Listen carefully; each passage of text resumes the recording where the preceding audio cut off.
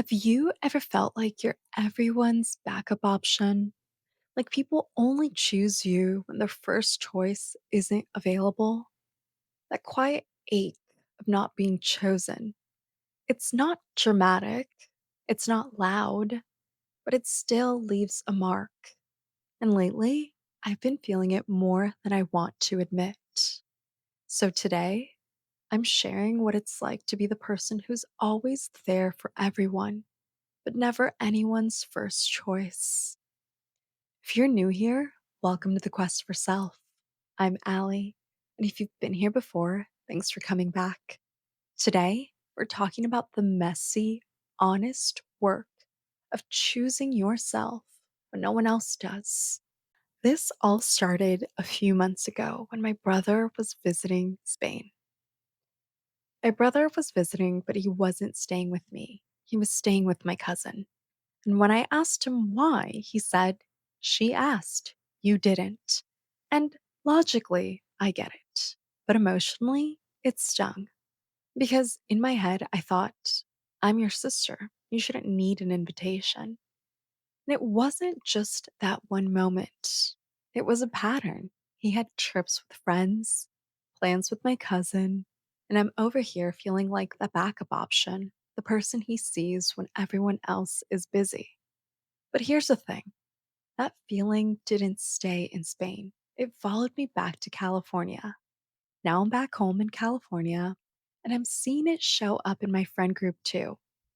There's a big group of us, and sometimes I just don't feel like I'm the chosen one. Like plans are made and I find out about them after, or I'm invited, but it feels like an afterthought. Not intentionally, but still. And then there's dating. I was seeing someone for a while. I thought we were building something. But when something hard happened and I actually needed him to show up, he didn't. Complete radio silence, just gone when it mattered most. Even in spaces where I used to feel safe. I used to go to this bar all the time, and the bartender there was always so warm and kind to me. We'd chat, he'd give me drinks. I felt like it was a little safe place to land. But recently, when I walked in, he barely acknowledged me. He said hi in the coldest way, and it threw me off more than I expected. These moments, they may seem so small. I mean, a bartender. But it's not that moment itself. They just keep stacking up little by little, stinging into that ache.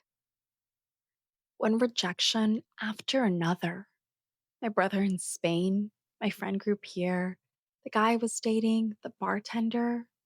And suddenly, you're not just dealing with one person not choosing you, you're dealing with a pattern, a history of not being chosen. And here's a deeper wound. I was in a long term relationship for years where at first I felt so seen. I felt so chosen. But over time, that faded. And when it did, it shattered my self confidence. The loss of being chosen left me feeling invisible. The last 2.5 years have been about rebuilding, learning to be my own anchor, learning to choose myself when others don't. But here's what no one tells you, choosing yourself over and over again, it's exhausting. Here's what I'm learning, the ache of not being chosen isn't about those people. It's about what it triggers in you. When you've spent years not feeling chosen by a partner, by family, by friends, every new moment of being overlooked taps into that wound. And your brain goes, see, this is proof you're not enough. But here's the reframe, not being someone's first choice doesn't mean you're not worthy. It means they have their own priorities, their own lives, their own capacity. My brother isn't choosing my cousin over me because I'm less important. He's choosing convenience. he's choosing what's easy. And that's okay. It's not personal. The bartender who was cold, maybe he's having a bad day. Maybe he's dealing with his own stuff. Maybe he's just not the safe place I thought he was. Here's the truth: you can't control who chooses you, but you can control whether you abandon yourself when they don't. And that's the work, not waiting for others to choose you, choosing yourself so consistently that their choices don't determine your worth. Because the validation you're craving from others, you have to give it to yourself first. I'm not going to confront my brother. I'm not going to demand that he make me a priority. Instead, I'm showing up for myself. I'm moving my body. I'm doing things that ground me. I'm still reaching out to him, but I'm not waiting around for him to validate me. I love deeply. I feel deeply, but I'm learning that my peace can't depend on other people's choices, and neither should yours. So here's what I want you to ask yourself: who are you craving to be chosen by right now? And what are you making that mean about you? Are you telling yourself you're not enough because someone didn't text back? Because someone chose someone else? Because someone's priorities don't include you?